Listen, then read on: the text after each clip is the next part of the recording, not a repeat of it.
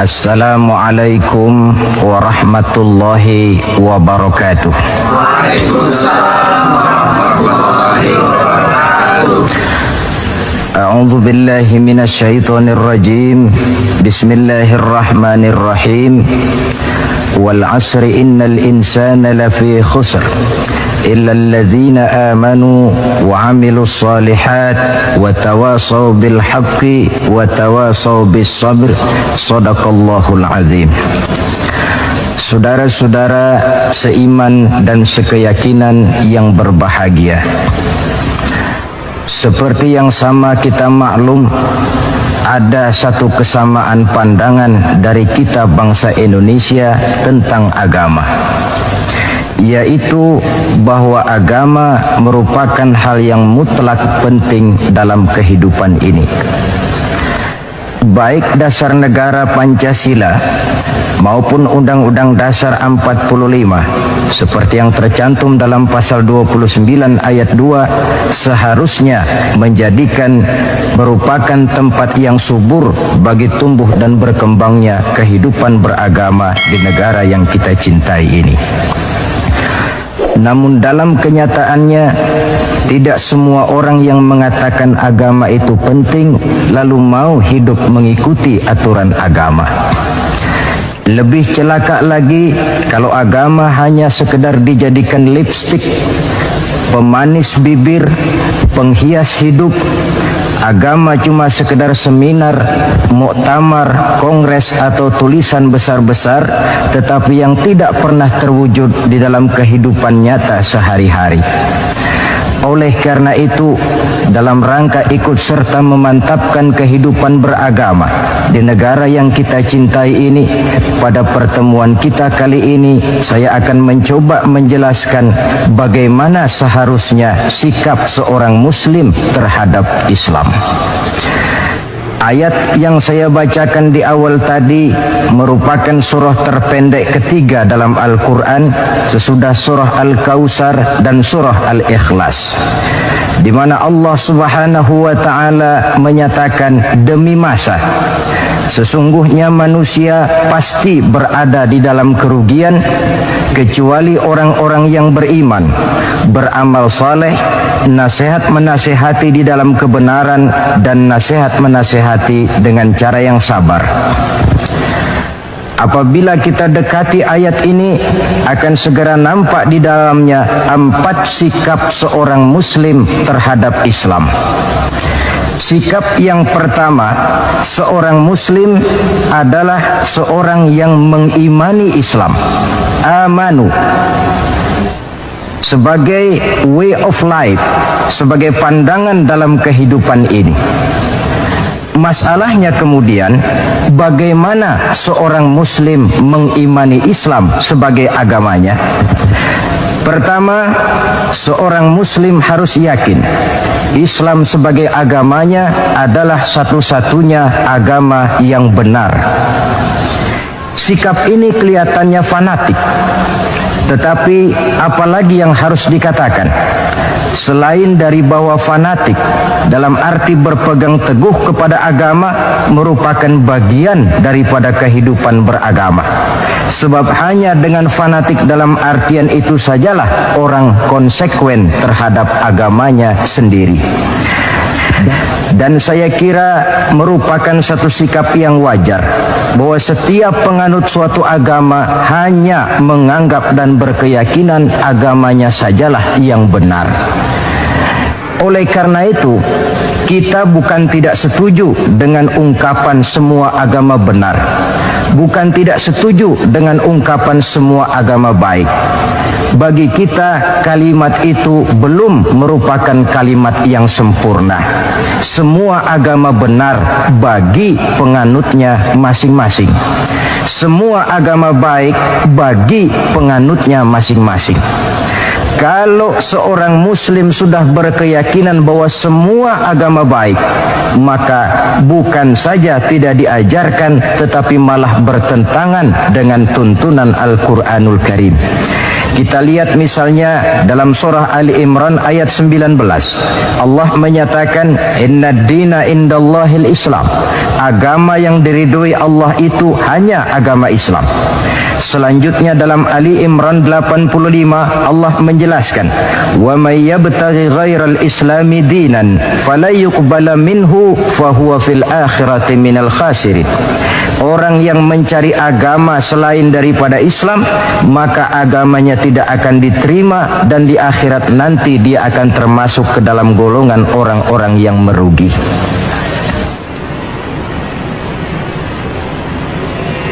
Perkara bahwa kita menghormati orang lain agama itu tentu, apalagi sebagai bangsa yang sedang melaksanakan pembangunan, kita perlu menjaga kesatuan dan persatuan kita sebagai bangsa. Tetapi menghormati orang tidak identik dengan menghormati agamanya. Satu hari, saudara-saudara, ketika Rasulullah sallallahu alaihi wasallam sedang berkumpul dengan para sahabat, lewatlah serombongan orang mengusung jenazah. Rasul berdiri, sahabat ikut berdiri. Ketika jenazah sudah lewat, seorang sahabat memberitahu, "Ya Rasul, yang tadi diusung orang itu jenazah Yahudi. Kenapa Tuhan berdiri memberikan hormat sampai kita juga ikut berdiri?" Jenazah Yahudi, kata Rasul. "Iya." "Orang bukan itu?" "Ya orang, kalau orang sih." Nah, kalau kau lihat orang diusung macam itu berdiri, sudah mati sekalipun masih diberikan penghormatan. Tetapi itu manusianya. Perkara agama kita dibatasi oleh ayat lakum dinukum waliyadin. Bagi Tuhan agama Tuhan, bagi kami agama kami. Tuhan silahkan melaksanakan agama Tuhan, kami akan melaksanakan agama kami. Kami hormati Tuhan, Tuhan juga hormat kepada kami. Persilahkan melaksanakan ajaran agama tanpa perlu menyampaikan agama kepada orang yang sudah beragama. Inilah sikap yang perlu ditegakkan agar kita jangan ngambang di dalam kehidupan beragama dengan memandang semua agama sama saja, semua agama benar, yang pada akhirnya kita tidak akan punya prinsip di dalam memegang teguh ajaran agama kita. Yang kedua, dalam rangka mengimani Islam, seorang muslim harus yakin dan berpandangan bahwa Islam sebagai agamanya adalah agama untuk seluruh manusia. Kalau Nabi Nuh diutus oleh Allah cuma untuk kaumnya saja, Nabi Ibrahim pun untuk umatnya saja, Nabi Musa demikian pula, Nabi Isa pun begitu. Tetapi Nabi Muhammad sallallahu alaihi wasallam diutus oleh Allah Subhanahu wa taala untuk seluruh umat manusia. Kita baca dalam surah Al-Anbiya ayat 107, Allah Subhanahu wa taala menyatakan, "Wa ma arsalnaka illa rahmatan lil alamin." Kami tidak mengutus engkau wahai Muhammad melainkan untuk menjadi rahmah bagi seluruh alam. Dewasa ini saudara-saudara, kita melihat timbulnya gejala di mana orang menganggap seolah-olah agama itu barang impor. Islam katanya kiriman Arab. Buktinya Quran bahasa Arab, hadis bahasa Arab, sholat menggunakan bahasa Arab.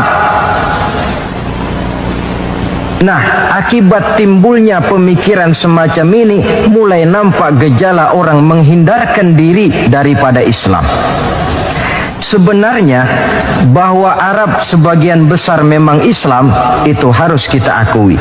Tetapi bahwa Islam bukannya Arab, itu pun juga merupakan kenyataan. Perkara kemudian Quran menggunakan bahasa Arab tidak lain karena Rasulullah sallallahu alaihi wasallam diutus oleh Allah di tengah masyarakat Arab ketika itu. Tapi ini tidak berarti bahwa Quran cuma untuk orang Arab saja. Bisa kita lihat dari bukti-bukti yang ada dalam Quran itu sendiri. Pertama, tidak ada satu ayat Quran pun yang ditujukan khusus kepada orang Arab semata-mata. Misalnya, ya ayyuhal arabiyun, hai orang-orang Arab, tidak ada. Yang banyak kita temukan itu ya ayyuhan nas, wahai manusia. Digunakan kata yang bersifat umum. Manusia yang mana? Yang mana saja asal merasa manusia. Kalau tidak merasa manusia, tentu tidak perlu terpanggil dengan ayat ini. Lalu solat menggunakan bahasa Arab. Tentu Islam telah mengikat kita dengan akidah. Sama Allah yang kita sembah, sama arah yang kita tuju dalam menyembah, sama bacaan yang kita baca, sama bahasa yang kita gunakan. Dari persamaan-persamaan semacam itu timbul ilaqah ruhiyah, mekanisme psikis yang pada gilirannya mengikat nilai-nilai persaudaraan yang lebih erat lagi. Cobalah kalau misalnya sholat saja dibiarkan tiap orang menggunakan bahasanya sendiri-sendiri, itu di samping akan menimbulkan berbagai kesulitan, kontak batin tidak akan cepat terwujud. Taruhlah misalnya yang jadi imam menggunakan bahasa Indonesia. Dia takbir dalam bahasa Indonesia, bukan dengan Allahu Akbar. Barangkali dia akan baca Tuhan yang Maha Besar.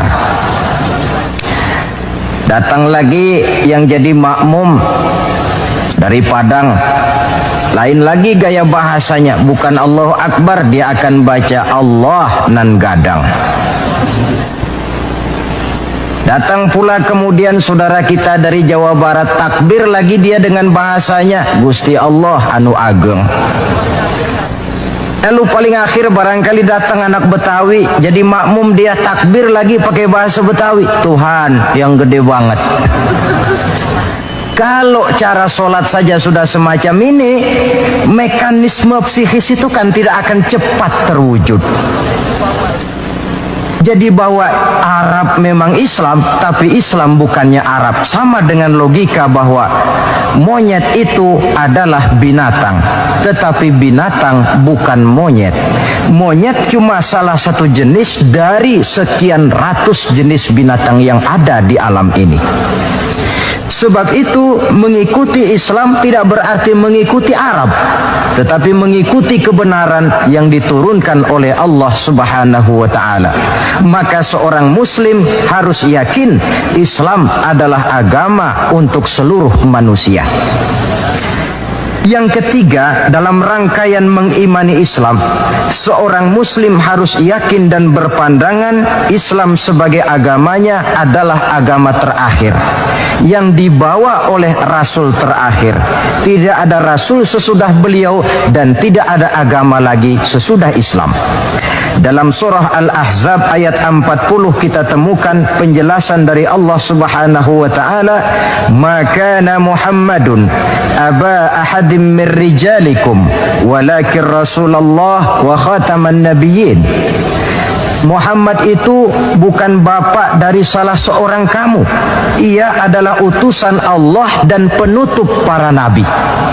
Sebagai konsekuensi daripada ini ialah bahwa jikalau di zaman sekarang ini ada orang mengaku menjadi nabi, ada orang mengaku menjadi rasul, biar serbannya besar, biar jubahnya hebat, biar jenggotnya nyengser sampai ke bawah, biar bahasa Arabnya fasih, mengaku dia menjadi rasul, kita wajib untuk tidak percaya.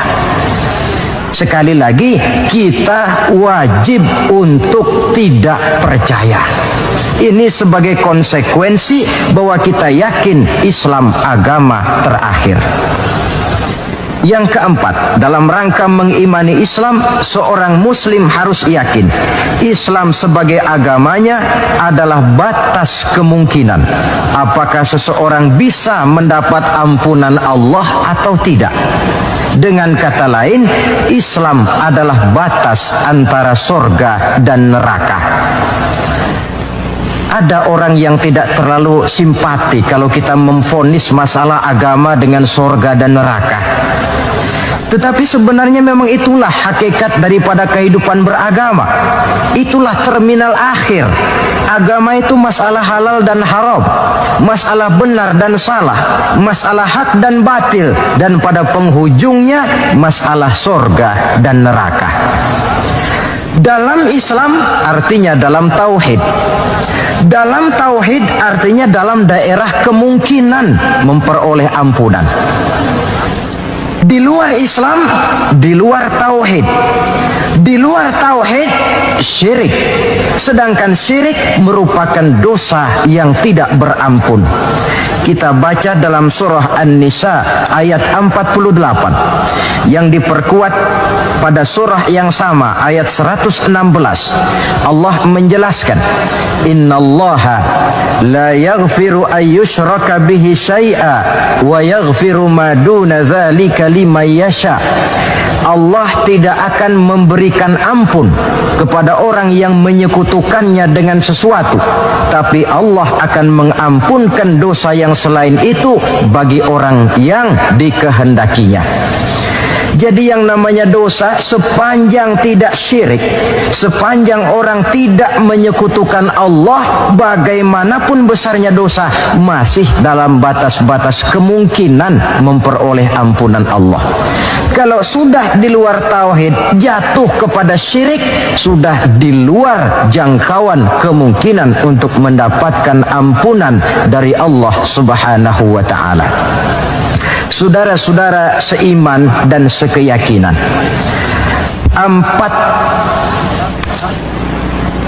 empat cara di dalam kita mengimani Islam ini pada gilirannya akan memberikan warna di dalam kehidupan kita. Nilai-nilai iman semacam inilah yang kita kehendaki agar kita selamat daripada kerugian seperti yang dijelaskan Allah dalam awal surah Al-Asr itu tadi. Nah, sekarang sikap yang kedua. Bagaimana sikap seorang muslim terhadap Islam setelah amanu, setelah dia mengimani Islam? Yang kedua, wa amilus shalihat. Seorang muslim adalah seorang yang mengamalkan Islam. Sebab apa? Kita tentu maklum, iman konsepsi ideologis yang bersifat abstrak.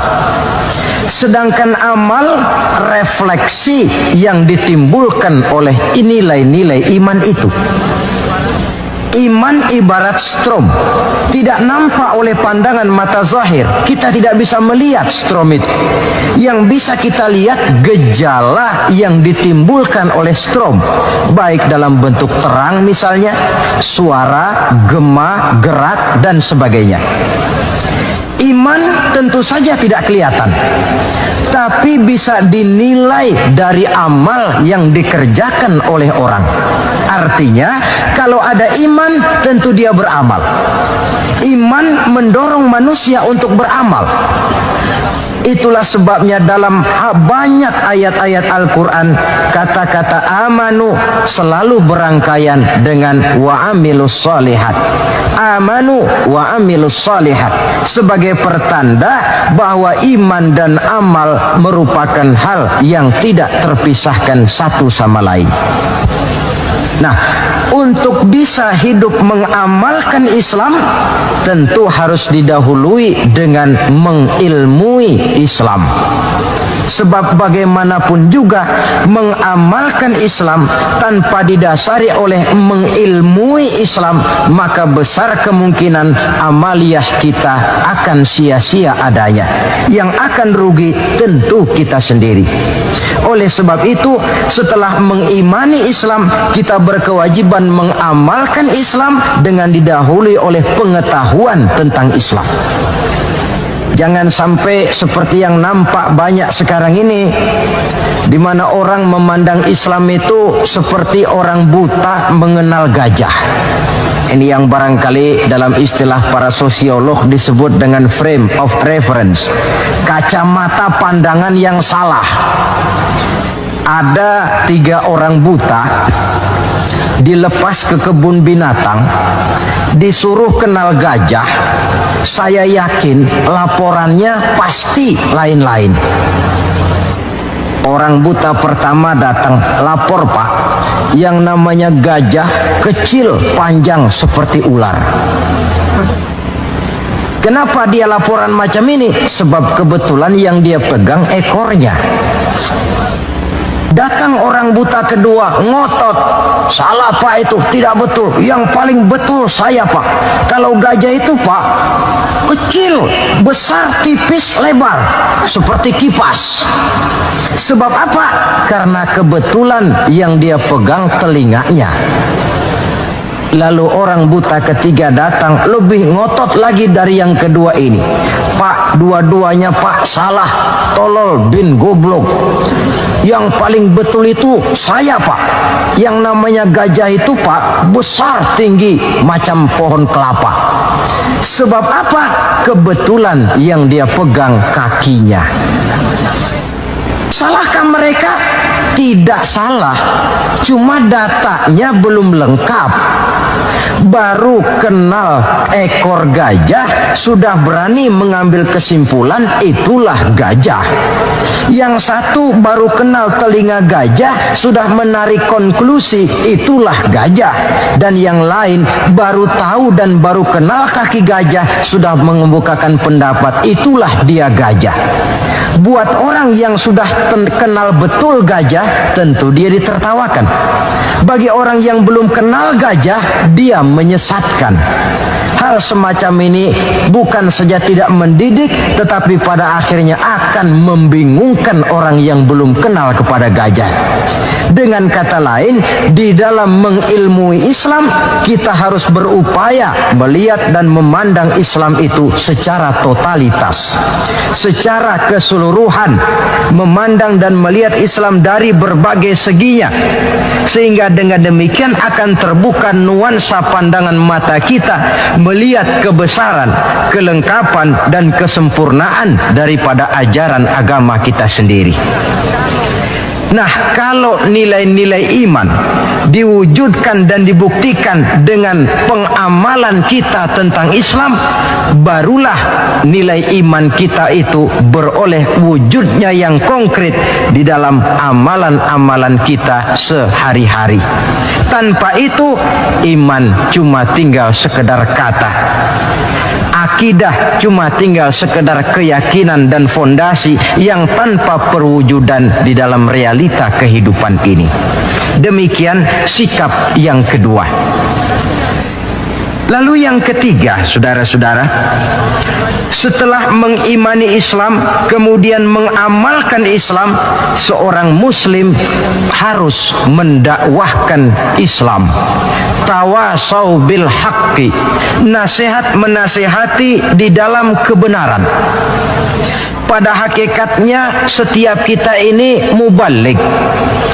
Setiap kita berkewajiban menyampaikan dakwah kepada orang yang belum atau kurang mengetahui suatu persoalan yang kebetulan kita lebih mengetahui tentang itu. Tidak ada masalah kita berdakwah dengan menguraikan bismillah misalnya, kalau pendengar kita kebetulan orang yang belum mengerti bismillah. Dengan demikian akan terjadi pemerataan pemahaman agama. Tidak perlu harus selalu jadi mubaligh. Kalau kita kebetulan seorang pedagang, lalu dalam dunia perdagangan kita bisa memberikan contoh bagaimana seharusnya seorang muslim berdagang, maka kita sudah mendakwahkan kepada orang lain bagaimana cara dagang menurut Islam. Dakwah bil hal namanya, di mana setiap pribadi muslim menjadi iklan daripada agamanya. Dia harus sanggup berkata, tuan-tuan mau tahu bagaimana cara dagang menurut Islam? Lihat cara kami orang Islam dagang.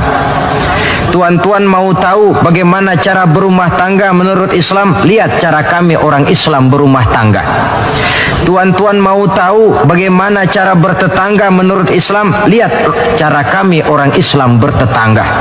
seorang muslim menjadi iklan daripada agamanya, dakwah bilhal, dakwah dengan perbuatan langsung, memberikan contoh kepada masyarakat bagaimana tuntutan kehidupan beragama yang kita laksanakan dalam kehidupan sehari-hari.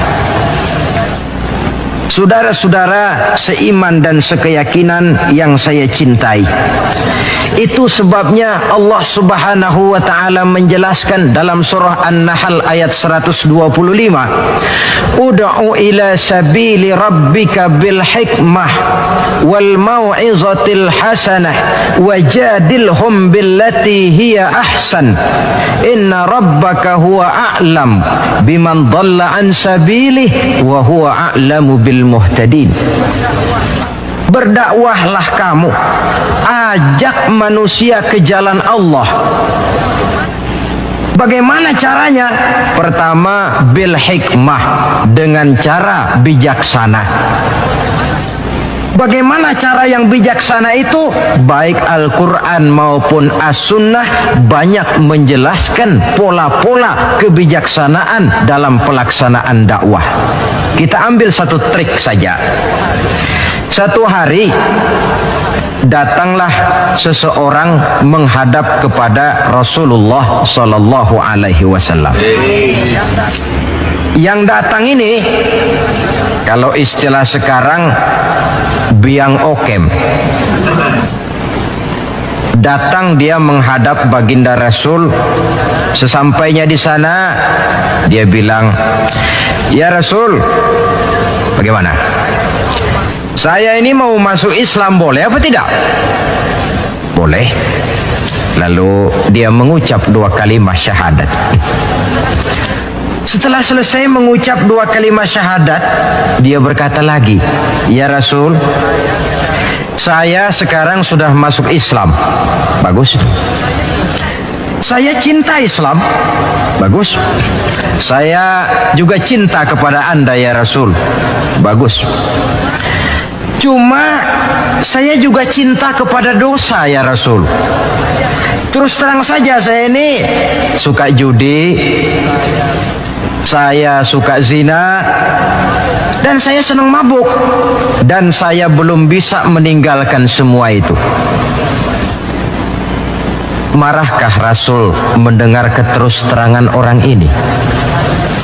Dihardikkah orang ini oleh Rasul? "Macam apa kau, sama Islam cinta, sama dosa juga cinta?" Ternyata tidak. Mendengar keterus-terangan orang ini, baginda Rasul tersenyum. Seraya bersabda, "La ba'sa bih." Tidak apa-apalah. "Jadi kau senang zina?" "Iya." "Mabuk?" "Wah, hampir tiap malam saya teler." "Judi?" Itu lagi hobi saya." "Dan kau belum bisa tinggal semua itu?" "Belum ya Rasul." "Tidak apa-apalah. Cuma begini saja. Mau tidak kau janji dengan saya?" "Apa ya Rasul?" "Mulai sekarang kau akan meninggalkan dusta. Kau akan jadi manusia jujur, jangan bohong. Satu itu saja yang saya minta. Sanggup?" "Cuma itu ya Rasul." "Cuma itu?" Saya kira apa? Kalau cuma urusan gak bohong sih, gampang lah itu. Sanggup saya." "Sanggup?" "Sanggup." "Mari berjanji." Dijabat tangannya oleh Rasul, berjanji tidak akan bohong dia. Dalam perjalanan pulang, orang ini berkata dalam hati, "Ma ashala ma talaba hadzal nabil karim."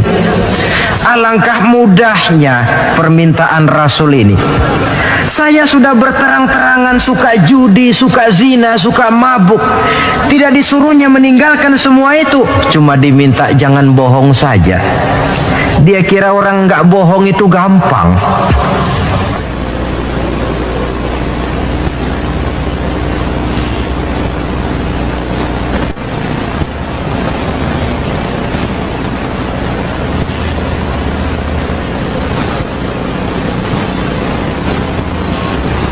Padahal, saudara, Nabi Ibrahim itu satu hari pernah nangis. Allah tegur Ibrahim, "Kenapa nangis kamu ini?" Kata Nabi Ibrahim, ya Allah, bagaimana saya tidak nangis? Saya ingat-ingat Nabi Adam itu dosanya cuma satu, tidak boleh makan buah khuldi, dia makan. Kau begitu murka, kau usir dia dari surgamu. Saya ini, ya Allah, seumur hidup saya pernah 3 kali bohong. Bagaimana saya mengharap surgamu? Itu yang bikin saya nangis. 3 kali seumur hidup, 3 kali bohong. Nabi Ibrahim nangis. Kita ini 1 hari 17 kali bohong, nyengir aja, gak ada nangisnya.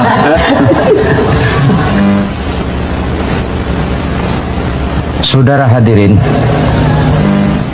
demikianlah orang ini pulang ke rumah dengan satu anggapan dalam hatinya bahwa apa yang diminta oleh Rasul adalah sesuatu yang mudah. Lalu hari-hari pun berlalu, berganti dengan minggu, minggu pergi, datanglah bulan. Sampai pada suatu hari ketika orang ini sedang berjalan, dia melihat seorang perempuan dengan paras yang cukup cantik. Datang syahwatnya. Rupanya orang ini termasuk kelas tegangan tinggi juga.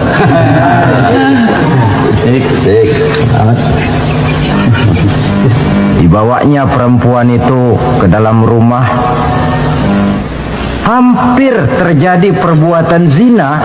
Nyaris dia ingat janjinya. Iya, saya ini kan sudah janji dengan Rasul tidak mau bohong. Nanti kalau saya bertemu Rasul lalu saya ditanya, kamu zina apa enggak sekarang? Saya harus jawab bagaimana?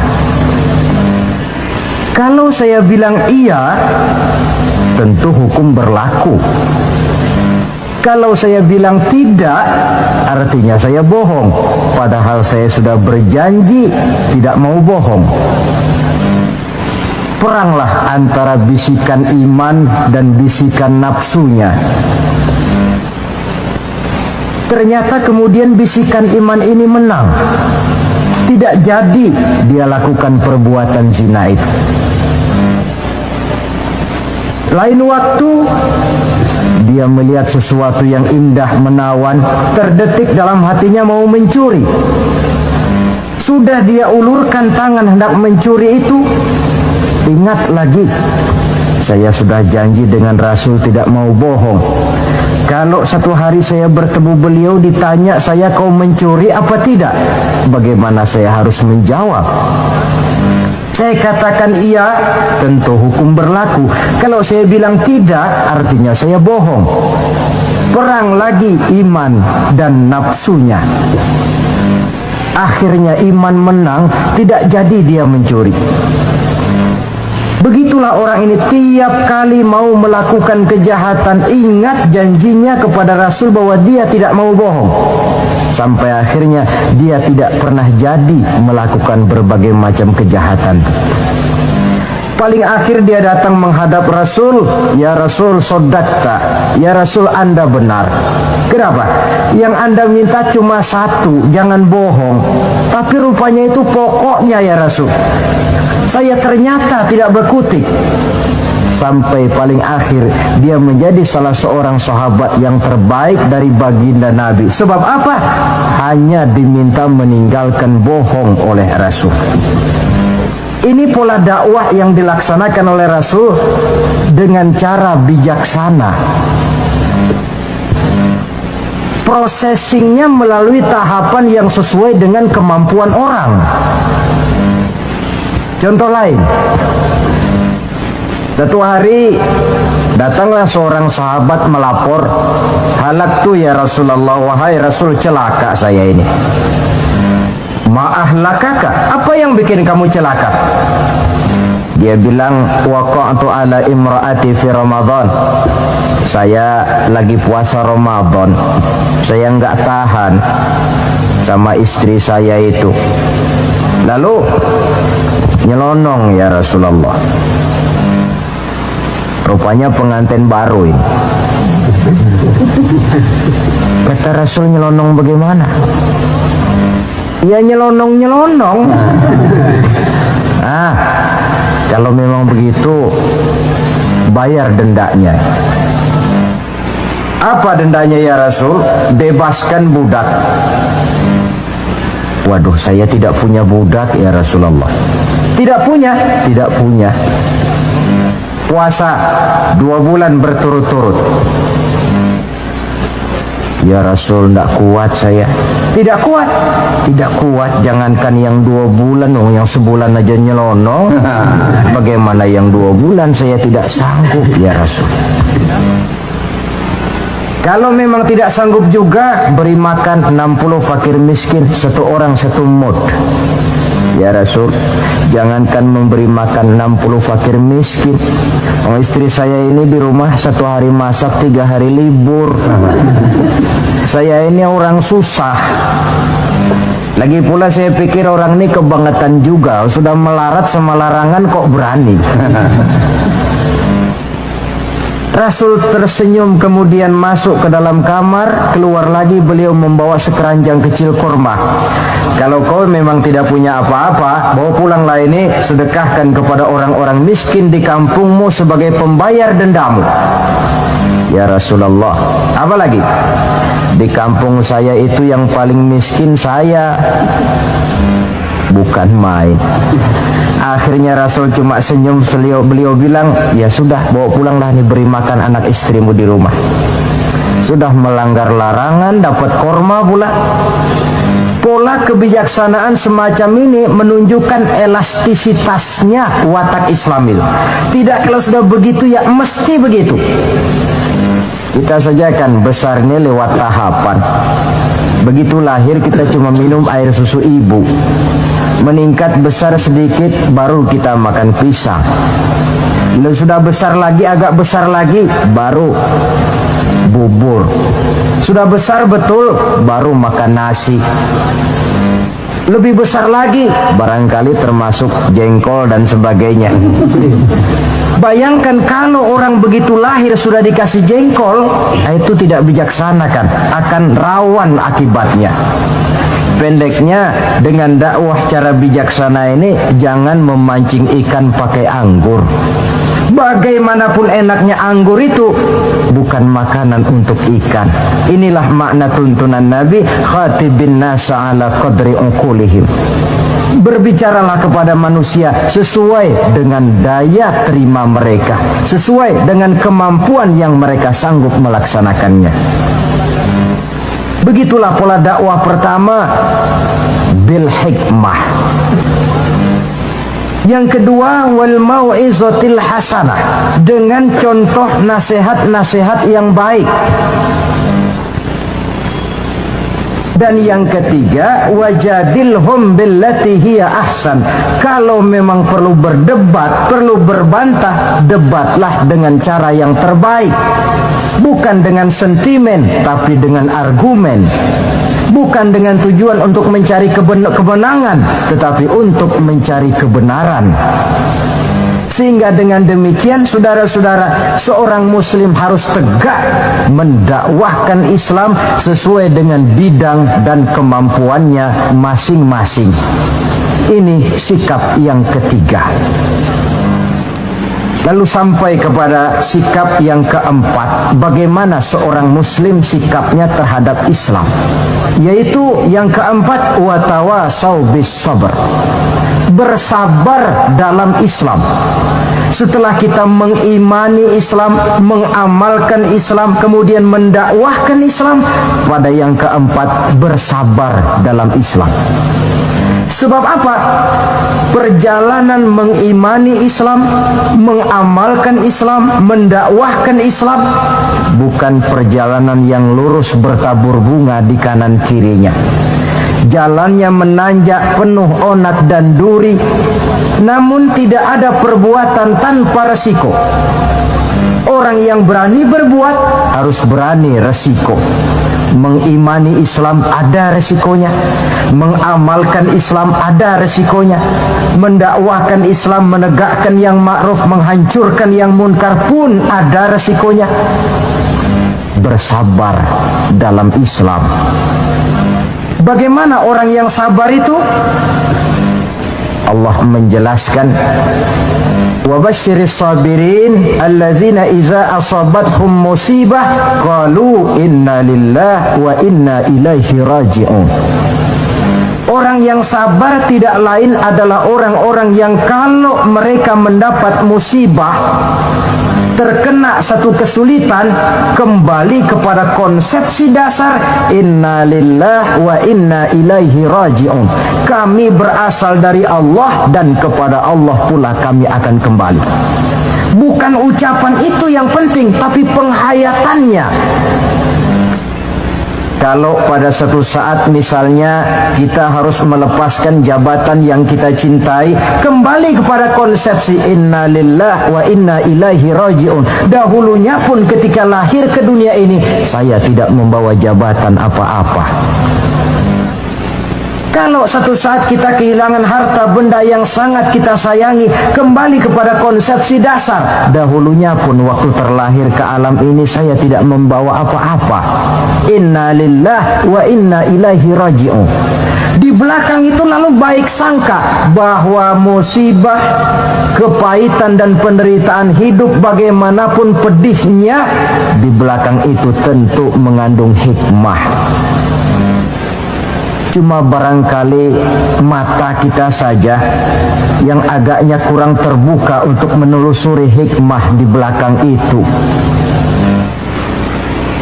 Lalu timbul semacam protes.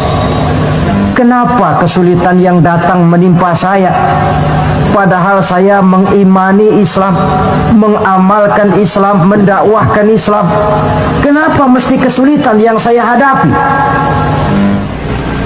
Timbul protes dalam hati. Padahal hikmah di belakang itu tentu ada.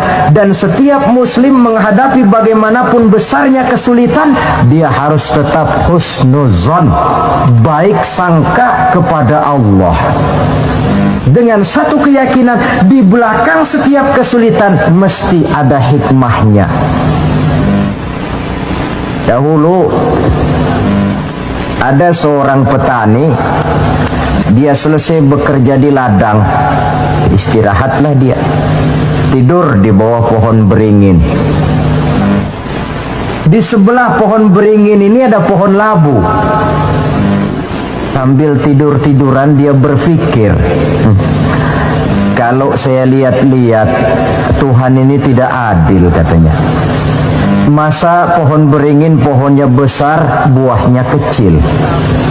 Lalu pohon labu, pohonnya kecil, pohonnya kecil, kok buahnya besar. Ah, Tuhan bukan arsitek ulung ini. Tidak adil ini. Mestinya supaya enak dilihat itu, beringin yang pohonnya besar, buahnya besar sebesar buah labu. Lalu pohon labu yang pohonnya kecil, buahnya kecil-kecil sajalah sebesar buah beringin. Baru adil rasanya itu. Nah, apa yang terjadi? Rupanya Allah tidak membuktikan kebesarannya. Baru saja selesai dia berpikir Tuhan tidak adil, jatuh sebutir buah beringin tepat menimpa hidungnya. Dia terkejut. Astagfirullahalazim, katanya. Kalau begitu Allah itu benar-benar adil. Coba kalau buah beringin sebesar buah labu, lalu barusan jatuh menimpa hidung saya, rasanya sudah tidak karu-karuan potongan muka saya ini. Baru terbuka pandangan matanya, baru terlontar perkataan Allah Maha Adil setelah dia bertemu dengan pengalaman yang dia rasakan sendiri. Jadi di belakang segala kesulitan itu ada hikmahnya. Di belakang segala kepahitan hidup itu ada manisnya.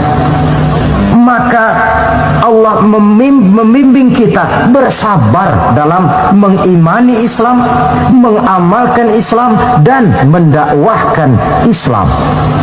Konsepsi kesabaran kembali kepada satu keyakinan, semuanya datang dari Allah, semuanya pun bakal kembali juga kepada Allah. Kita kita bisa hidup, berbuat banyak, menjadi ini dan itu, berusaha segala macam lantaran kita hidup. Kita hidup ini lantaran ada roh dalam jasad kita. Ruh ini pun sebenarnya kita bukan hak milik mutlak, cuma sekedar hak pakai saja. Kapan waktu diambil oleh si sang pemilik mutlak, tidak ada kekuasaan kita untuk mencegahnya. Yang paling vital macam itu pun tidak ada kemampuan kita mempertahankannya. Apalah lagi yang menempel dalam hidup seperti harta, jabatan, dan lain sebagainya. Roh saja kita sudah tidak mampu mempertahankannya. Saudara hadirin yang berbahagia, maka keuntunganlah yang akan diperoleh bagi mereka yang sabar, tabah, ulet, dan tahan uji menghadapi segala macam ujian dan cobaan di dalam dia mengimani, mengamalkan, dan mendakwahkan Islam.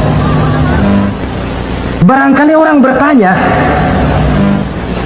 kenapa sih kok orang-orang yang beriman saja yang kelihatannya banyak sekali diuji? Nah, itulah yang masalahnya memang. Justru yang beriman yang diuji. Lagi pula kalau tidak ada imannya, yang mau diuji apanya dong? Tidak ada. Dalam logika sehari-hari jelas saja yang ulangan itu anak sekolah. Kalau tidak sekolah, kira-kira ulangan apa tidak? Kan tentu tidak. Mau naik kelas berapa, sekolah saja tidak. Justru yang beriman itu yang diuji, yang hidupnya mengimani Islam, mengamalkan Islam, mendakwahkan Islam.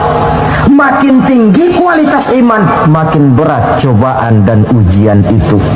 Sehingga Allah menjelaskan, ahasiban nasu ayyutraku ayyakulu amanna wa hum la yuftanun.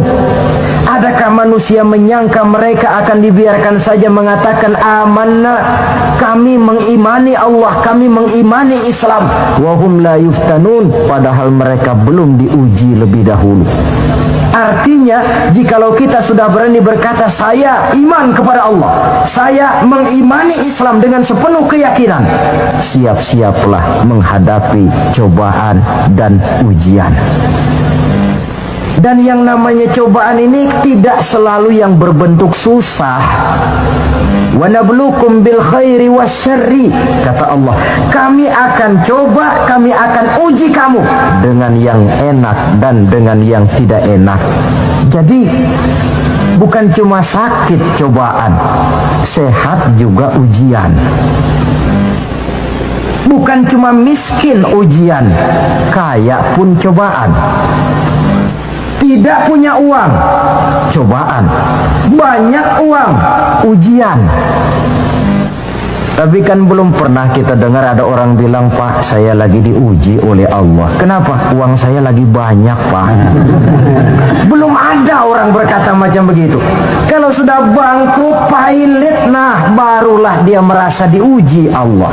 Dan dalam kenyataan banyak orang lulus ketika diuji dengan kemiskinan, tapi gagal berantakan setelah dia dicoba dengan kekayaan. Banyak yang ingat Allah dikala dia sakit, dan manakala dia sudah sehat, Allah pun dilupakan. Ketika miskin dia hamba Allah, setelah kaya pindah menjadi hamba harta. Ketika dia orang biasa, dia hamba Allah. Naik pangkat, punya jabatan, pindah budak pangkat, budak jabatan. Tidak sesuai lagi antara ucapan dan perbuatannya. Baik, barangkali kita bercermin dari kehidupan seorang nabi, yaitu Nabi Ayub alaihi salam.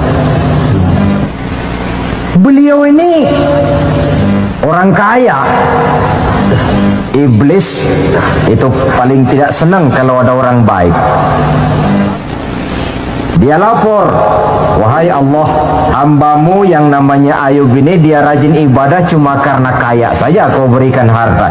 Coba kalau dia bangkrut, jatuh miskin, rasanya dia berhenti ibadah. iblis, aku tahu Ayub itu hambaku yang ikhlas. Saya buktikan ya Allah, silakan. Turunlah iblis ke alam ini. Mula pertama yang dia rusak adalah harta benda Nabi Ayub. Sawah ladang dibikin rusak, binatang ternak binasa, sehingga dalam waktu relatif singkat jatuhlah Nabi Ayub dari orang paling kaya menjadi orang paling miskin. Kalau orang miskin jadi orang kaya, itu rasanya tidak terlalu, ya paling-paling lupa diri. Tapi kalau sudah dari kaya, tahu-tahu jatuh miskin, ini yang kalau kurang-kurang kuat kan bisa mengalami semacam mental breakdown, mengalami komplikasi. Waktu itu Nabi Ayub sedang ibadah di mihrab dalam masjid, datang iblis. Saudara Ayub, iya. Sedang ibadah ya? Iya. Menyembah Allah? Iya. Tahu nggak kau ini? Kenapa? Allah yang sedang kau sembah ini dia sudah bikin miskin kamu. Sawah ladangmu rusak, binatang ternakmu binasa, dan kau sekarang sudah jadi orang paling miskin. Buat apa menyembah Tuhan macam itu yang sudah bikin miskin kamu? Inilah iblis ini, kepada Nabi Ayub bicaranya lain, kepada Allah bicaranya lain. Kata Nabi Ayub, benar itu. Benar. Sawah ladang saya rusak. Iya. Binatang ternak saya binasa. Iya. Dan saya sekarang jadi orang paling miskin. Betul. Kata Nabi Ayub, beliau malah tidak mengucapkan innalillah. Yang beliau ucapkan apa? Alhamdulillah alladzi a'tani wa akhaza minni. Alhamdulillah, segala puji bagi Allah yang telah memberikan harta kepada saya dan sekarang Allah pula yang mengambilnya. Allah yang memberi, Allah yang mengambil. Tidak ada masalah bagi Allah. Iblis cuman ibadah jalan terus. Kembali beliau ibadah. Keki bukan main iblis itu. Inilah sebagian dari cerminan orang yang punya fondasi dan kesadaran kepada penghayatan tentang kalimat inna lillah wa inna ilaihi raji'un. Kadang-kadang kita cuma sekedar ucapan tanpa penghayatan. Terkena musibah mulutnya sih tidak berhenti innalillah, tapi nangisnya juga tidak mau berhenti. Tidak diiringi dengan kesadaran dari Allah segalanya berasal dan kepada Allah segalanya pun juga akan kembali. Nah, kalau sadarlah kita bahwa tidak ada satu perbuatan tanpa resiko, dan resiko dalam mengimani, mengamalkan dan mendakwahkan Islam merupakan sesuatu yang indah, yang kalau kita hadapi dan kita modali dengan sabar, tentu buahnya akan nikmat kita rasakan dalam perjalanan hidup ini. Tanpa kesabaran, maka boleh jadi usaha kita pun akan sia-sia.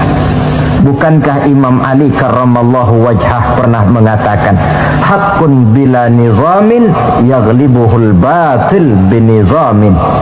Kebenaran yang tanpa nizam, tanpa kesabaran, tanpa taktik dan strategi, dapat dengan mudah dihancurkan oleh kebatilan yang menggunakan taktik dan strategi.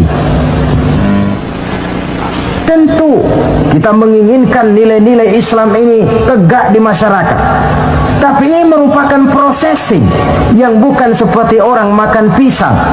Hari ini dimakan, hari ini kenyang, dan hari ini juga kadang-kadang bisa keluar lagi. Perjuangan menegakkan nilai-nilai Islam ini satu proses yang panjang.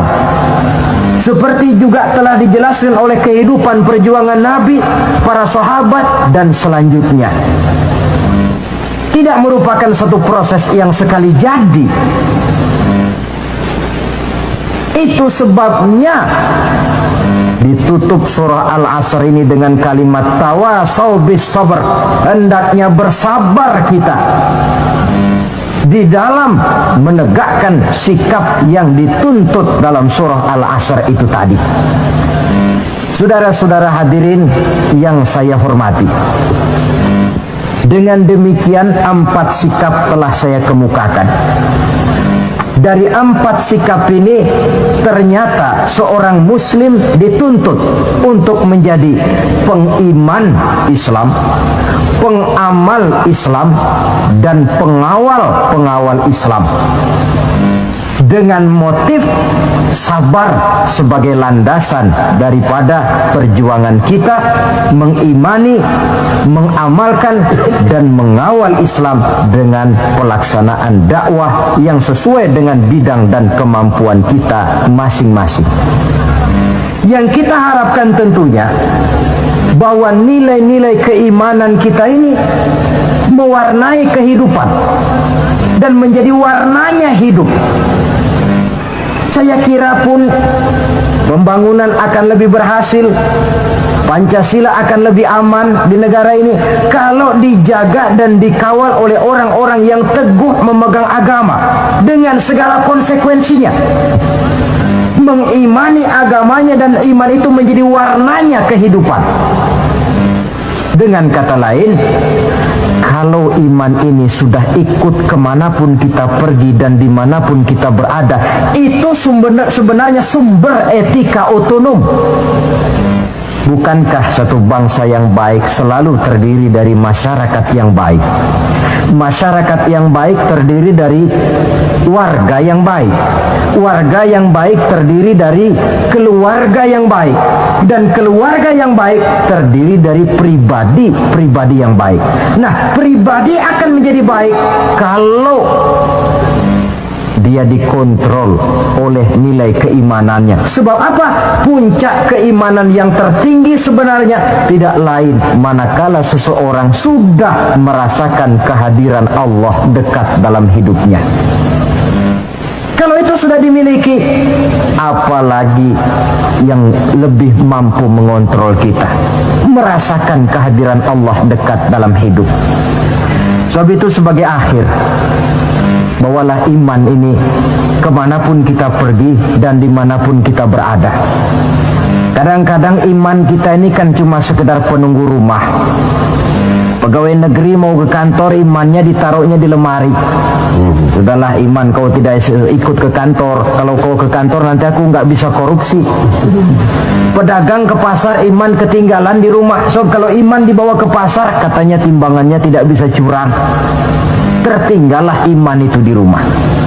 Iman yang tertanam dalam hati menimbulkan etika otonom, dan etika otonom membuat manusia selalu merasakan kehadiran Allah dekat dalam hidupnya. Kemana lagi tempat kita hendak melakukan kesalahan kalau Allah menjadi daya kontrol yang paling efektif di dalam kehidupan? Inilah yang kita bicarakan pada pertemuan kita kali ini. Semoga Allah memberikan kekuatan kepada kita untuk hidup tegak mengimani Islam, mengamalkan Islam, mendakwahkan Islam, dan bersabar di dalam Islam. Saya akhiri dengan satu ungkapan. Wa qad yurja li jarhi sayfi bur'un wala bur'u lima jarhal lisan. Kalau pedang lukai tubuh, masihkan ada harapan sembuh. Kalau lidah lukai hati, kemana obat hendak dicari. Untuk itu, saya mohon dibukakan pintu maaf yang sebesar-besarnya. Semoga yang saya sampaikan ini ada manfaatnya. Usikum wa iyaya bitaqwallah. Aqulu qawli hadza. Wassalamu alaikum warahmatullahi wabarakatuh. Waalaikumsalam warahmatullahi wabarakatuh. Maka di zaman sekarang akhlak kita kepada Allah sering kena erosi, sering kena polusi. Mungkin karena sulitnya lapangan kerja, tingginya tensi ekonomi, persaingan hidup yang makin tajam, sulitnya mencari lapangan kerja, orang kadang-kadang nekat.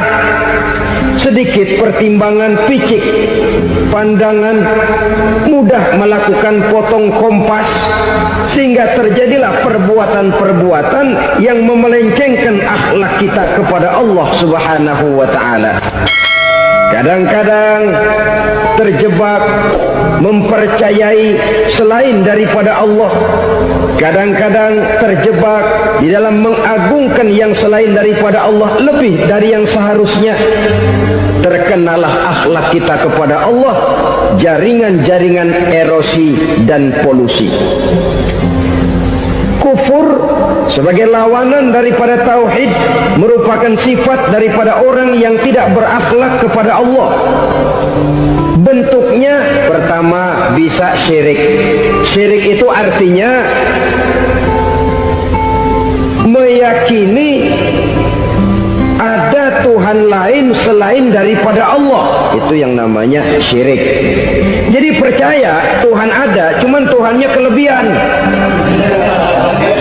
Itu yang disebut syirik, dan itu merupakan cerminan dari akhlak yang rusak kepada Allah Subhanahu wa ta'ala. Berkeyakinan Tuhan lebih dari satu, berkeyakinan bahwa Tuhan itu beranak atau diperanakkan, atau mengagungkan sesuatu sama dengan Allah, atau menjadikan yang selain Allah sebagai tujuan akhir daripada perjalanan kehidupan ini, maka itu sudah terjebak kita dalam musyrik. Dan syirik satu dosa yang tidak berampun. Bahasa kasarnya, yang namanya syirik itu jenis bapak moyangnya dosa. Saudara-saudara, sebab itu saya pesan, kalau memang terpaksa, biasanya yang tinggal di kota-kota besar itu kalau tidak kepengen dosa kan susah. Kalau terpaksa harus bikin dosa, cari yang kecil-kecil saja, yang kira-kira taubatnya gampang. Umpamanya pulang sholat Jumat nukar sendal, umpama, yaitu jelas dosa. Tapi dosa yang taubatnya agak mudah. Jangan sampai terjebak ke dalam syirik, menyekutukan Allah. Kalau sudah menyekutukan Allah, Allah dimadu, murka benar Allah kepada kita. Innallaha la yaghfiru ayyushraka bih wa yaghfiru ma duna dzalika liman yasha. Allah tidak akan memberi ampun kepada orang yang menyekutukannya dengan sesuatu, tapi Allah mau mengampunkan dosa yang selain itu bagi orang yang dikehendakinya. Jadi orang-orang yang sudah terjebak syirik, menyekutukan Allah, meyakini ada Tuhan lain selain daripada Allah, meyakini Tuhan beranak atau diperanakkan, bagaimanapun baiknya mereka di dunia, bagaimanapun sosial jiwanya, bagaimanapun pemurah tangannya memberikan santunan dan pertolongan kepada orang lain, kalau sudah syirik, seluruh nilai kebaikannya akan tidak ada gunanya lagi, karena tidak ada tempat nilai kebaikan itu bergantung. Sedangkan kita berbuat baik agar diterima oleh Allah. Kalau Allahnya marah kepada kita, siapa yang akan menerima nilai kebaikan itu sendiri? Ini bentuk yang pertama. Yang nyata-nyata menyembah berhala, syirik. Yang nyata-nyata beriktikad Tuhan lebih dari satu, syirik. Atau yang tersamar. Yang tersamar itu yang sering jadi penyakit kita. Saya sejak ada perkutut ini di rumah, perkutut. Saudara-saudara, yang merusak akhlak kepada Allah, yang merusak tauhid setelah syirik, bisa juga berbentuk nifak. Nifak itu sifatnya, orang yang punya sifat nifak disebut munafik. Asal katanya dari nafakun. Nafakun itu satu lubang yang punya dua muka, seperti goa, ada tempat masuk, ada tempat keluar. Maka munafik orang yang punya dua muka. Kalau bahasa kita, pandai bermain minyak di atas air, manis jika berhadapan, balik belakang lain bicara. Sehingga apa yang dinamakan nifak, kata Imam Ali Al-Jurjani dalam kitab ta'rifatnya, izharul imanu bil lisan wa kitmanul kufri bil qalbi. menyatakan, menampakkan iman dengan lidahnya, tapi menyembunyikan kekafiran dalam hatinya. Dengan kata lain, lidahnya mah iman, hatinya mah kafir. Padahal hati itu yang dilihat, padahal hati itu yang dinilai. Kenapa lidahnya mengaku iman? Ya mungkin karena kepepet, mungkin karena kepentingan, mungkin karena ingin mencari kelemahan orang, lalu dia pura-pura beriman, tapi sesungguhnya hatinya kufur. Ini merupakan penyakit munafik. Dan terus terang, menghadapi orang munafik jauh lebih berat daripada menghadapi orang kafir. Kenapa? Munafik ini kan musuh dalam selimut. Mau dibilang musuh nyata-nyata, apalagi di zaman Rasul ya, ketika periode Madinah, berat sekali menghadapi orang munafik. Mau dibilang kafir, kalau ketemu assalamualaikumnya medok juga. Mau dibilang mukmin, di belakang ngegerundel, nyari-nyari penyakit, nyari-nyari lantaran, mencari-cari gara-gara. Kalau kafir jelas kafirnya, kalau musyrik jelas musyriknya. Tapi munafik, di depan kita dia mengaku beriman, di belakang kita dia caci maki kita. Maka demikian rupa watak orang munafik Allah benci betul. Sampai dalam Quran orang munafik itu divonis innal munafiqin fid darkil asfal minan nar. Orang-orang munafik di dasar jurang neraka yang paling bawah, keraknya neraka. Saudara-saudara kaum muslimin rahimakumullah, sebab munafik sangat berbahaya, membahayakan umat, membahayakan agama. Di depan kita mereka ngaku pura-pura beriman, kalau pidato luar biasa, memuji agama setinggi langit, menampakkan seolah-olah dia orang yang dekat dengan agama. Saudara-saudara, agama penting, agama mutlak. Tapi yang ngomong begitu agamanya apa? Remeng-remeng. Cuma sekedar lipstick, cuma sekedar dekorasi, cuma sekedar kamuflase buat ngibuli orang lain.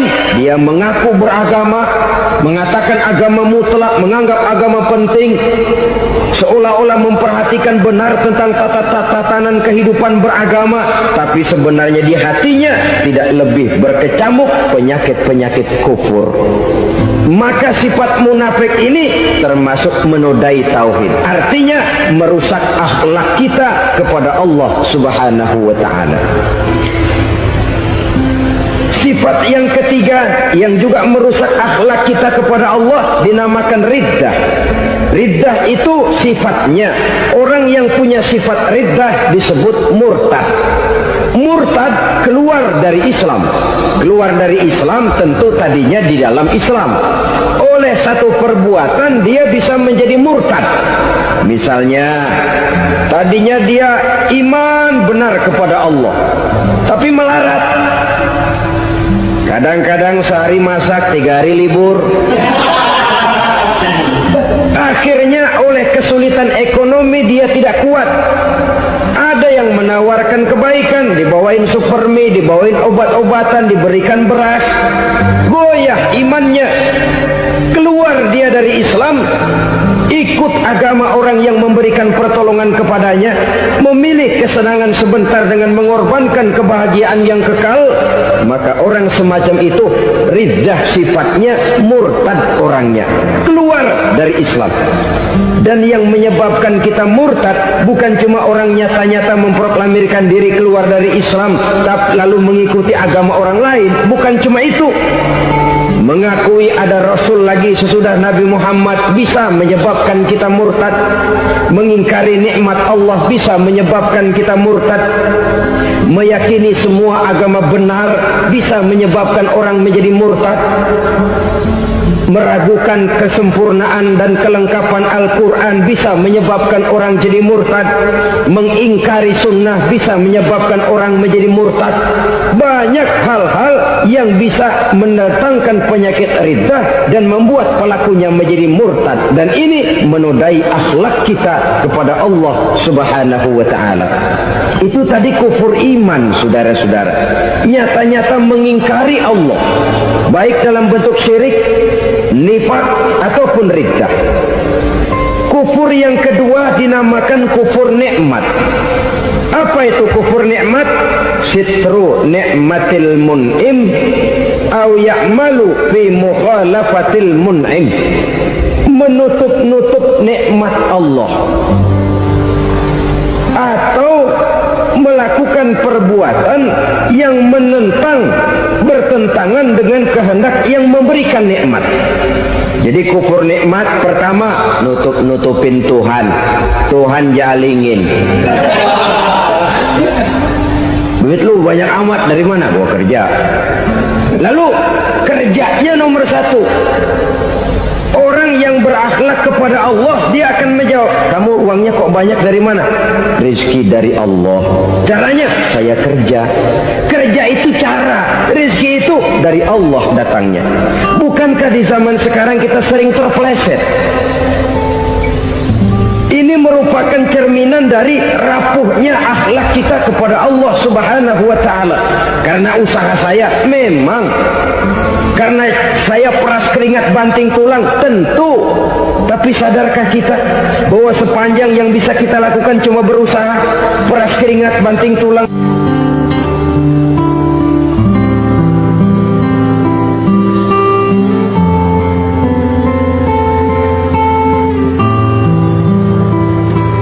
Soal rizki, soal jodoh, soal maut, kitakah yang mengatur?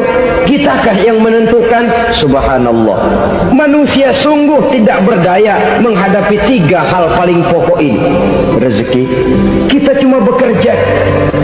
Kitakah yang menentukan? Tidak. Kita berusaha saja, rezeki belum pasti dapat. Apalagi kalau kita tidak berusaha. Jangan terjebak dalam fatalisme. Belum perang udah nyerah. Emang dasar rezeki datangnya dari Tuhan, gak usah kerja, dan ntar juga kalau dia datang. Dari mana datangnya? Kerja saja belum tentu dapat rezeki, apalagi kalau tidak kerja. Yang jelas usaha perlu kepastian, itu urusan Allah. Ini akhlak kepada Allah Subhanahu wa ta'ala. Jodoh juga begitu. Kita berusaha, kita berupaya, Allah menghendaki lain jadinya. Maut juga begitu. Siapa sih yang pengen ngadepi maut? Siapa sih yang pengen mati? Siapa sih yang pengen ketemu malaikat Israel? Tidak seorang pun kalau ditanya, kecuali mereka yang putus asa ya. Kalau otaknya masih normal, mau mati mesti belakangan dulu dikit. Tapi yang satu itu saudara, kalau dia sudah datang, tenaga mana yang bisa menolak? Kalau dia sudah berkunjung, kekuatan mana yang bisa menghindar? Kalau dia sudah ingin bertemu, kemana kita bisa melarikan diri? Manusia sepanjang yang dia lakukan hanya berusaha, tapi kepastian, ketentuan dari Allah Subhanahu wa ta'ala. Orang yang kufur nikmat, nutup-nutupin Allah. Dia merasa rezekinya adalah mutlak peras keringatnya. Seolah-olah Allah nggak punya peranan apa-apa di situ. Oh, ini kan saya bisa rumah begini karena saya kerja keras. Oh, ini mobil saya begini saya kerja keras. Peras keringat, banting tulang, keras.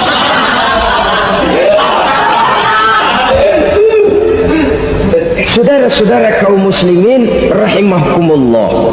Jadi menutup-nutupi Allah.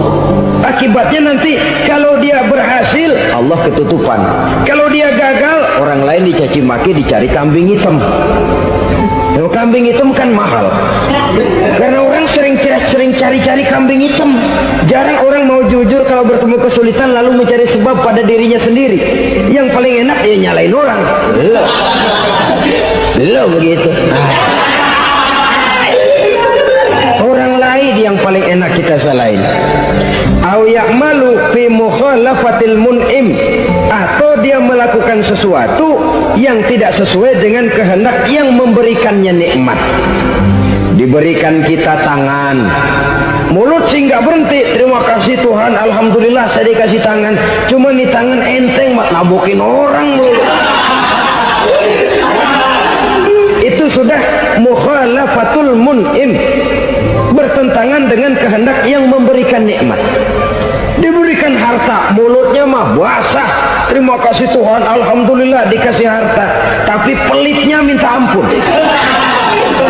kikir, koret, medit. Ini juga termasuk kufur nikmat, mempergunakan suatu nikmat bertentangan dengan kehendak daripada yang memberikan nikmat itu sendiri. Saudara-saudara kaum muslimin rahimakumullah, oleh karenanya kufur iman memang lebih bahaya daripada kufur nikmat. Tapi jangan lupa, kufur nikmat bisa menyeret orang kepada kufur iman. Nah, kalau Allah udah dialingin, Tuhan sudah dinomor duain, lama-lama kenapa dia tidak mendewakan dirinya sendiri, mendewakan pangkatnya, mendewa-dewakan otaknya, mendewa-dewakan kemampuannya? Pada awalnya dia memang cuma kufur nikmat, tapi lambat laun kalau ini tidak diobati, secara pasti orang akan mengarah kepada kufur iman. Bisa berbentuk syirik, bisa berbentuk nifak, bisa berbentuk riddah. Saudara-saudara, oleh karena itu menjaga akhlak kepada Allah mutlak penting. Sebab apa? Kita tidak berakhlak kepada manusia saja, kita dikucilkan dari pergaulan. Kalau kita tidak berakhlak kepada Allah, dikucilkan oleh Allah. Hadis qudsi menyatakan, man lam yashkur ala na'mai wa lam yasbir ala balai falyakhruj min tahtis samai falyatlub rabban siwaya. Kata Allah, siapa orang yang tidak mau bersyukur terhadap nikmat yang aku berikan kepadanya dan tidak mau sabar terhadap ujian yang aku berikan kepadanya, falyakhruj min tahtis samai, persilahkan saja keluar dari kolong langitku, waliyatlub rabban siwaya, tolong cari Tuhan lain selain daripada aku. Murka Allah, diusir, cuman gak kedengeran aja. Siapa yang tidak mau syukur terhadap nikmatku, siapa yang tidak mau sabar terhadap ujian yang aku berikan kepadanya, persilakan keluar dari kolong langitku ini, cari Tuhan lain selain aku. Nah, langit Tuhan yang punya, Tuhan kita lawan, diusir dari kolong langit, mau pindah ke kolong mana?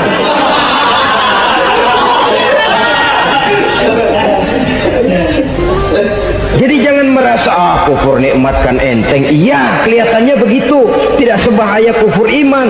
Tapi kufur nikmat ini merupakan anak tangga yang kalau kita sudah mulai naik, kita akan naik terus sampai kepada tingkat di mana kita mengalami kufur iman.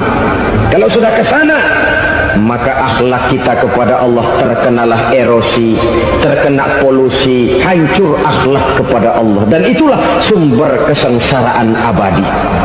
Kalau cuma kita tidak berakhlak kepada manusia, barangkali resikonya cuma kehidupan di dunia ini. Mungkin juga ada kehidupan akhirat. Tapi kalau sudah tidak berakhlak kepada Allah, dunia akhirat kita rugi dan celaka. Maka pada kesempatan ini saya mengajak, marilah jaga baik-baik akhlak kita kepada Allah. Satu kali kita bertauhid, sampai mati kita bertauhid. Satu kali la ilaha illallah, jangan tergelincir lagi kita keluar daripada kalimat itu. Satu kali kita bertuhankan Allah, jangan bertuhan yang lain selain daripada Allah.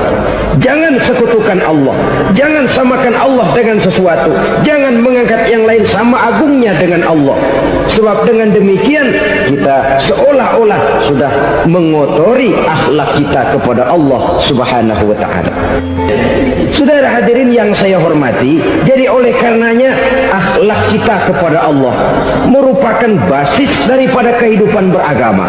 Kalau itu sudah mulai rapuh, mulai terkena erosi dan polusi, mulai rusak, dikhawatirkan nanti nilai ibadah kita kepada Allah juga akan turut ambruk karenanya. Saudara-saudara kaum muslimin rahimakumullah, tugas yang kedua, memperbaiki akhlak manusia kepada sesama manusia. Kita tahu Islam sesuai dengan namanya adalah agama damai. Maka akhlak manusia kepada sesama manusia menempati porsi yang penting dalam kehidupan beragama. Bagaimana seorang muslim bergaul, bertata krama terhadap sesama manusia. Mari kita lihat lebih jauh persoalannya. Untuk memudahkan pembicaraan dari kacamata agama, kita kelompokkan saja manusia itu dalam dua.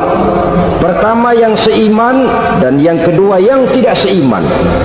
Yang tidak seiman itu kita sebut saja kufur atau kafir.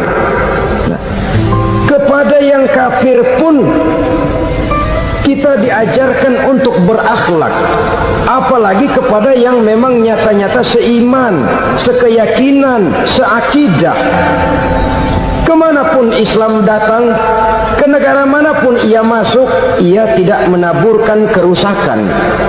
Jadi tidak benar kalau orang pernah itu menggambarkan, saking sentimennya seorang orientalis pernah menggambarkan Nabi Muhammad di tangan kirinya Quran, di tangan kanannya pedang, menggambarkan seolah-olah Islam dikembangkan dengan kekerasan.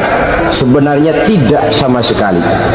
Kalaupun dalam sejarah perkembangan Islam pernah terjadi perang, maka perang dalam Islam sesungguhnya apabila kita amati sejarahnya bukan untuk memaksakan agama, karena memang agama tidak bisa dipaksakan, tetapi justru untuk mempertahankan agama dari segala macam hambatan, rintangan, hinaan dan fitnahan.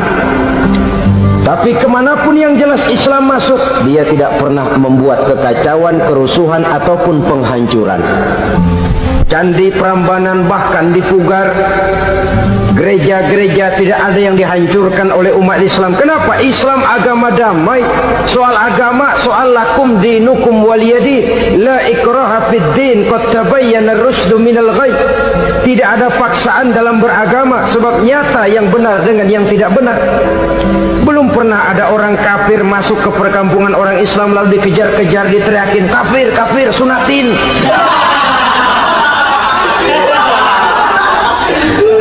Belum pernah. Kenapa? Islam menghormati orang lain agama. Nah, yang kafir ini macam-macam, saudara. Ada kafir harbi. Nah, ini kafir kerok. Ini kafir yang nyata-nyata memproklamirkan permusuhan kepada umat Islam, nyata-nyata mengganggu ketenangan umat Islam. Kafir yang seperti ini yang boleh diperangi. Misalnya kita mau sembahyang Jumat dijagain, nggak boleh sembahyang Jumat, getok palanya.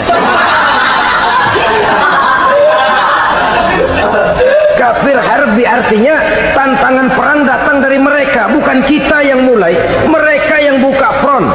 Prinsipnya umat Islam tidak boleh mencari-cari musuh, tapi pun tidak boleh lari kalau ketemu musuh. Musuh jangan dicari, ketemu jangan lari. Karena itu kesan seolah-olah umat Islam ini teroris, umat Islam ini destroyer, umat Islam ini sering menimbulkan keonaran, kerusakan. Sungguh satu fitnahan yang sangat keji. Umat Islam adalah umat yang cinta damai. Islam di masa perkembangannya masuki Eropa melalui Selat Gibraltar, Jabal Tariq, memasuki Spanyol. Islam tidak pernah meruntuhkan gereja. Islam tidak pernah membunuh orang-orang Nasrani. Bahkan Islam mewariskan peradaban dan kebudayaan yang begitu tinggi nilainya di bidang ilmu pengetahuan. Sampai ketika itu Barat banyak mengkaji ilmu pengetahuan dari dunia Islam. Buku-buku berbahasa Arab diterjemahkan ke bahasa Yunani, dipelajari oleh para cendekiawan di negeri Barat sana. Mereka mengambil manfaat yang banyak dari masuknya Islam ke Eropa. Sementara gereja tetap berdiri dengan megahnya. Kuil-kuil tempat peribadatan tidak satupun yang diusik-usik. Kenapa? Islam agama yang cinta damai. Asal dia tidak diganggu, asal kehormatannya tidak dihinakan. Jadi kafir harbi, kafir yang nyata-nyata nantang perang, ngajak berkelahi, itu kafir yang nyari penyakit. Kafir harbi ini boleh diperangi dengan catatan mereka yang memang mulai. Yang kedua kafir zimmi. Kafir zimmi, kafir yang hidup di tengah mayoritas muslim, tapi mereka mau hidup dengan aman, damai, tenang. Mereka wajib dilindungi. Bahkan Nabi pernah memberikan satu jaminan, man azazimiyan faqad azani. Siapa yang mengganggu orang kafir zimmi sama saja dengan mengganggu saya. Kehormatannya dijaga, harta bendanya dilindungi, anak istrinya pun dilindungi. Dan ini jadi kenyataan. Saudara bisa lihat di negara-negara yang mayoritas penduduknya beragama Islam, orang-orang kafir di luar Islam hidup dengan tenang, aman, damai. Di Saudi Arabia, di luar tanah haram, di luar Mekah dan Madinah, banyak orang-orang kafir mencari nafkah. Mereka tenang, aman, dilindungi undang-undang. Begitu di Mesir, begitu di negara Indonesia yang berdasarkan Pancasila ini. Kehidupan beragama menimbulkan gairah, rukun, tenang, aman, damai, sepanjang tidak saling ganggu, tidak saling usik, menghargai orang yang sudah beragama, tidak menjadikan penganut suatu agama sebagai sasaran dari dakwah agama lainnya. Saudara-saudara kaum muslimin rahimakumullah. Jadi memang oleh Al-Quran kita dianjurkan asyidda 'alal kuffar ruhama bainahum.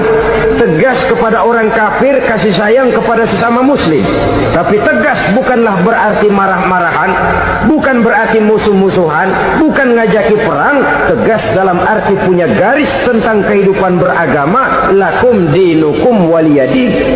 Soal kehidupan sosial, mari kerjasama. Bangun jalan, ayo rame-rame. Siskamling, mari bebarengan. Bikin puskesmas, mari sama-sama. Tapi kalau sudah soal agama, itu tidak perlu ada toleransi agama. Yang perlu toleransi antar umat beragama. Kalau umatnya mau kerjasama silakan, tapi tidak menyangkut soal ibadah. Jangan kerjasama di bidang ibadah. Itu kerjasama yang salah pasang, saudara-saudara. Sehingga dengan demikian toleransi adalah menyangkut kehidupan antar umat beragama. Sedangkan agama sendiri punya kapling yang nyata. Sehingga dengan demikian tegas kepada orang kafir dalam arti kita punya satu kepribadian, tidak ngambang. Enggak, lalu kalau ditanya orang, sebenarnya agama lu apa sih? Ah, gua mah gimana musimnya aja. Agama pakai musim kayak rambutan. Akhirnya ya begitu, musim-musiman. Ke masjid kelihatan, ke gereja hayo, ke candi nongol, ke apa? Bingung malaikat bagaimana nyatetnya nih bocah ini. Di mana aja ada.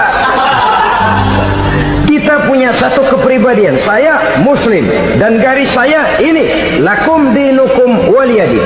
Bagi Tuhan persilakan agama Tuhan, bagi kami agama kami. Kami hormati Tuhan, Tuhan hormat kepada kami. Tapi soal agama kaplingnya jelas. Kerjasama, mari urusan muamalah, bidang sosial. Yuk kita siskamling sama-sama dengan orang lain agama. Mari jaga kerukunan, kesatuan, persatuan, kekompakan.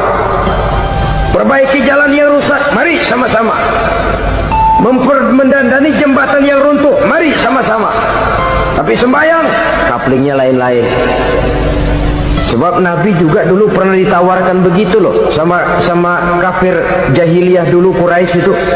Sudah Muhammad, sekarang begini saja, kita join aja daripada marah-marahan. Hari ini saya oke, menyembah Tuhanmu Allah. Besok gantian kamu menyembah Tuhan kita, Latta, Uzza, Manat dan Hubal. Turun, qul ya ayyuhal kafirun la a'budu ma ta'budun. Soal ibadah kaplingnya jelas, tidak boleh dicampur adukkan.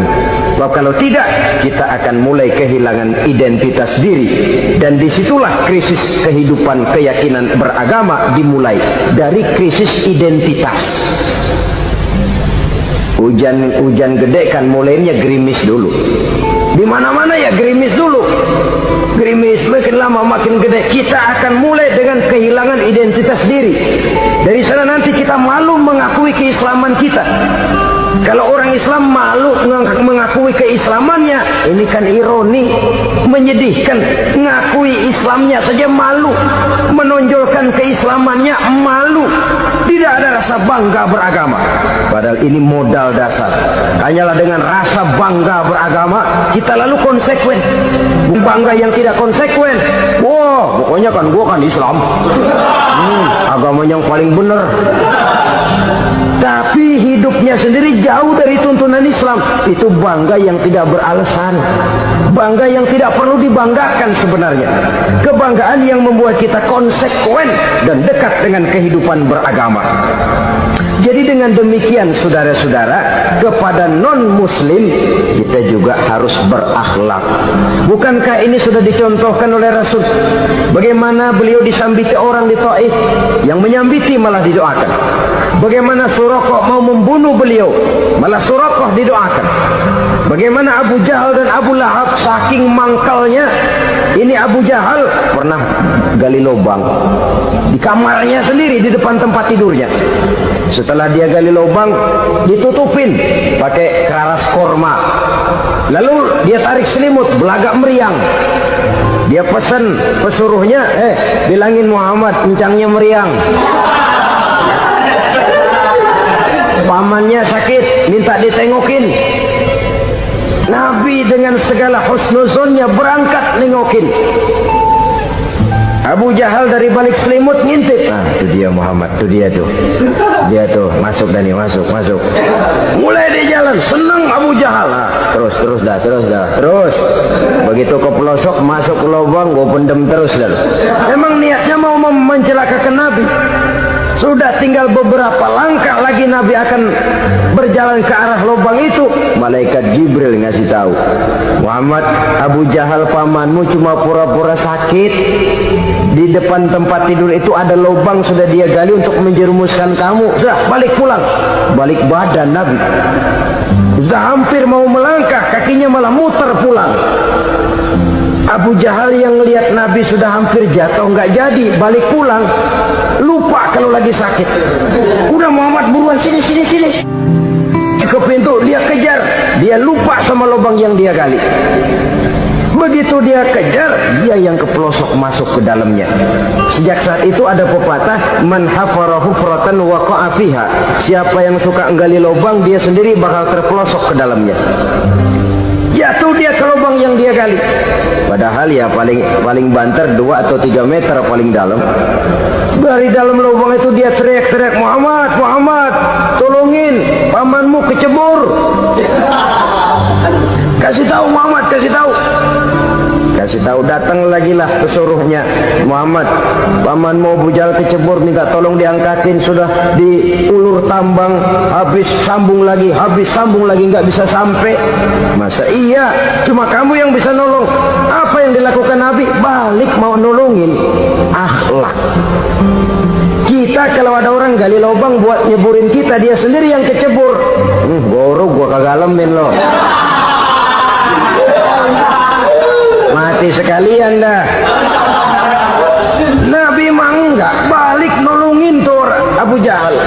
Kenapa paman kecebur? Iya Muhammad, tolong, tambang udah diulur-ulur, sambung nggak sampai. Aduh kasihan paman nih, pegang tangan saya. Nabi cuma ulurin tangan, nyampe dipegang oleh Abu Jahal. Diangkat ke atas. Nyampe atas kan apa kata Abu Jahal? Tambang bergulung-gulung nggak nyampe, kamu cuma pakai tangan doang kok bisa Muhammad, hebat banget sihirmu.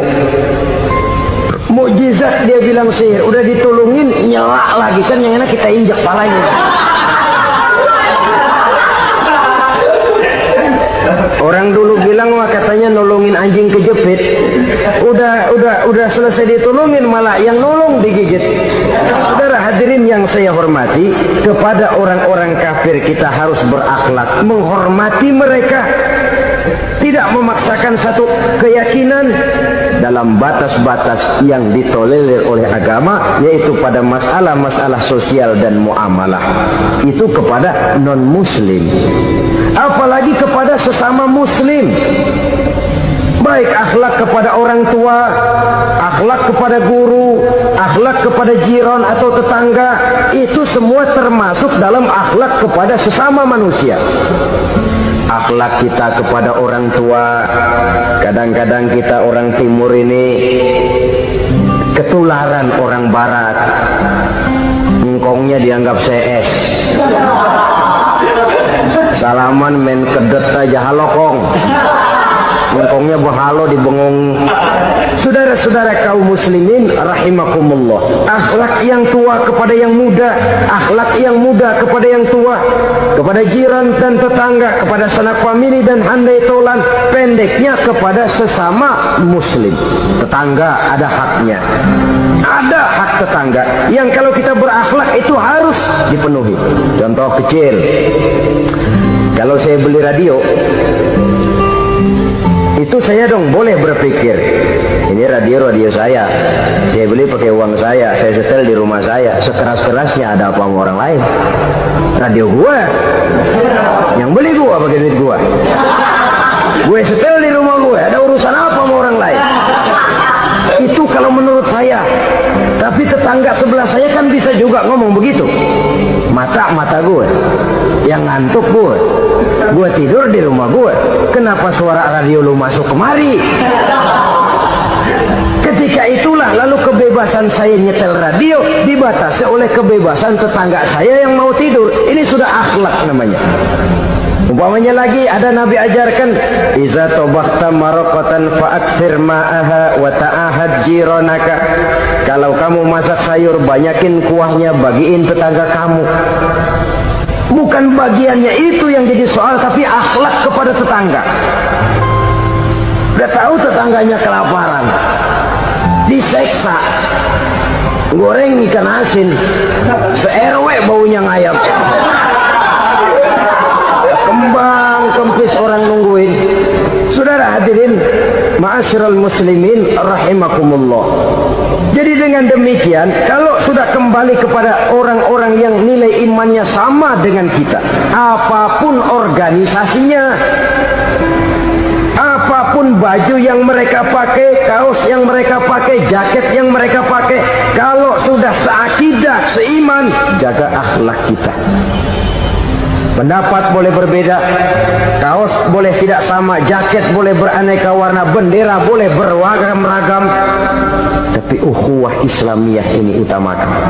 Adalah lebih baik mencari persamaan dalam kehidupan dan bukan memperbesar perbedaan.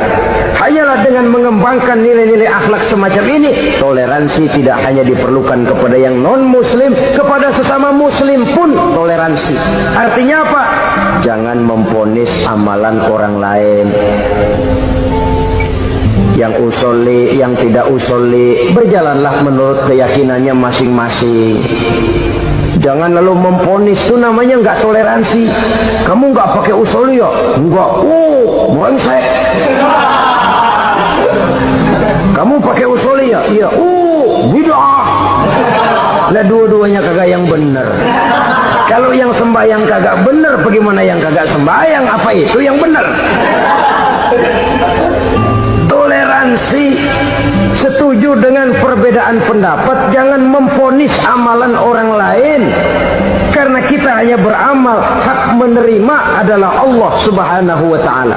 Jangan sebentar-bentar mencap bid'ah, dolalah, finnar, neraka.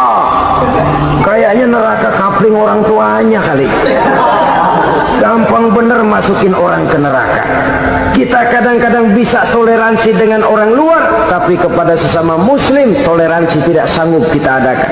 Mengklaim merasa kita yang benar, orang lain salah semua, itu tidak toleransi namanya. Mentang-mentang jadi ustadz nih, satu-satunya ustadz di sini ya, semuanya mesti ngaji kemari. Kalau nggak ngaji kemari, Islamnya kurang tapi benar. Toleransi. Saudara-saudara kaum muslimin rahimakumullah, lapang dada menghargai orang yang berbeda pendapat, apalagi kalau perbedaan pendapat itu menyangkut hal-hal yang tidak prinsipil, menyangkut hal-hal yang sekunder dalam kehidupan beragama, menyangkut masalah-masalah yang dalam bahasa fikih disebut soal-soal furu'iyah. Tidak usah menyebabkan kita bersih tegang. Kepala sama hitam, pendapat boleh berbeda dan halal. Bahkan Nabi mengatakan, ikhtilafu ummati rahmatun.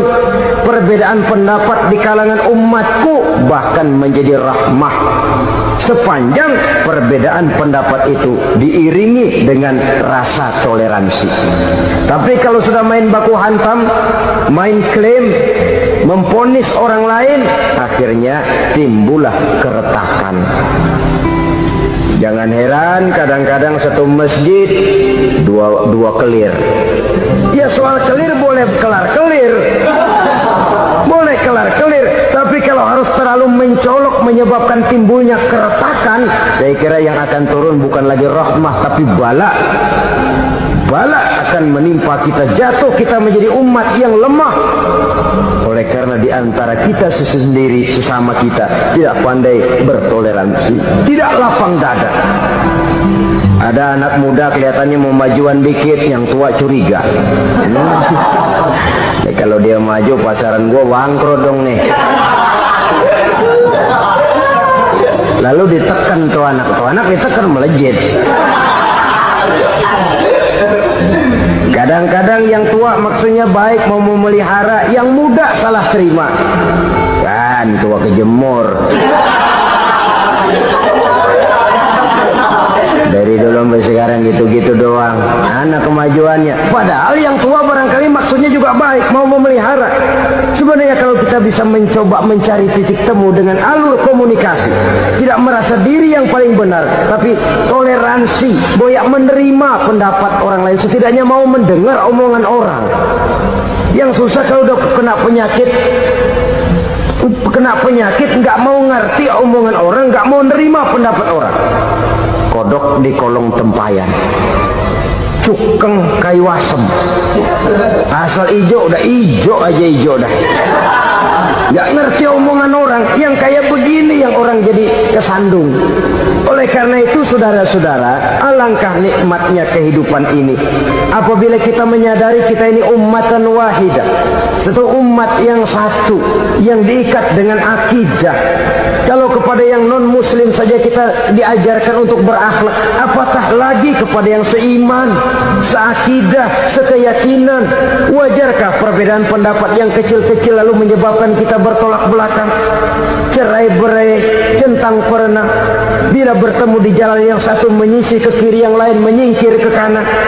Kalaupun juga bercampur di tengah kumpulan orang banyak, persis air dengan minyak, yang satu melengos, yang satu madep mojok.